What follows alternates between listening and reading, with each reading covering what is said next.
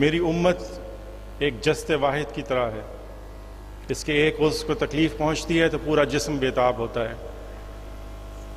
Rohingya के मुसलमानों पर पिछले साल के आखिर में जब इंसानियत की तारीख़ के बदतरीन जुल्म ढाया गए तो मलेशियन मुसलमान थे, मलेशियन डॉक्टर्स थे, IMA मलेशिया थी जो कि उनकी मदद को वहाँ पे पहुँची। और शायद ह्यूमन रिलीफ हिस्ट्री में ऐसी मिसाल नहीं मिलती जिस तरह के रिलीफ एक्टिविटीज़ इन्होंने कॉक्स बाज़ार बांग्लादेश में की। Now I invite our special guest from Malaysia. He is ex-president IMA Malaysia. He is ex-president Federation of Islamic Medical Association. Dr. Musa Mohd Nordin. He is consultant pediatrician by profession, and he is actively involved in relief activities in Cox's Bazar in Bangladesh. Professor Musa Mohd Nordin.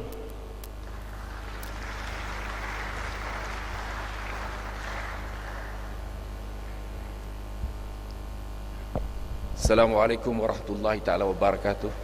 Alhamdulillahi hamdan katsira wassalatu wassalamu ala qaidil ummah wa imamil mujahidin Sayyidina Muhammadin sallallahu alaihi wasallam katsira wa nashhadu annahu qad ballagha risalah wa addal amanah wa nasahal ummah wa jihadi fillahi haqqa jihadi.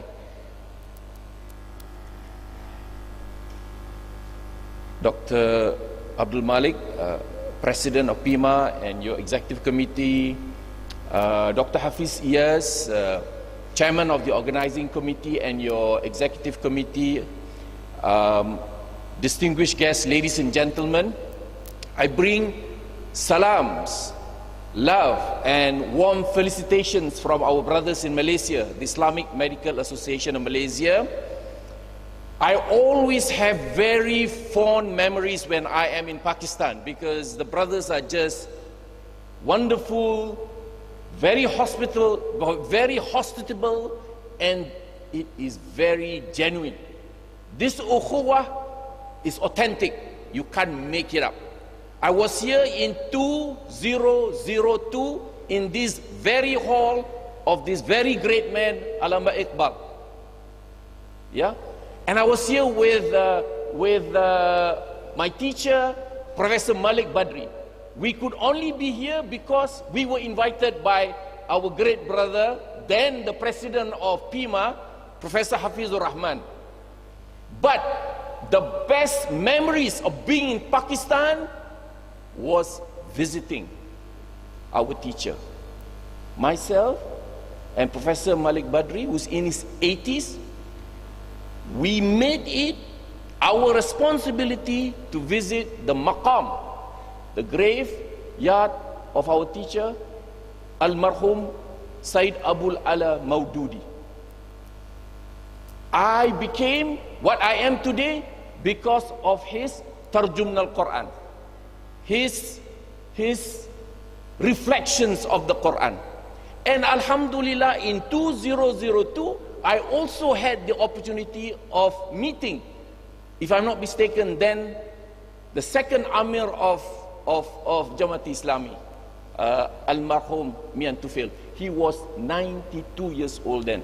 May Allah subhanahu wa ta'ala bless these wonderful souls and accept all their amal, inshallah.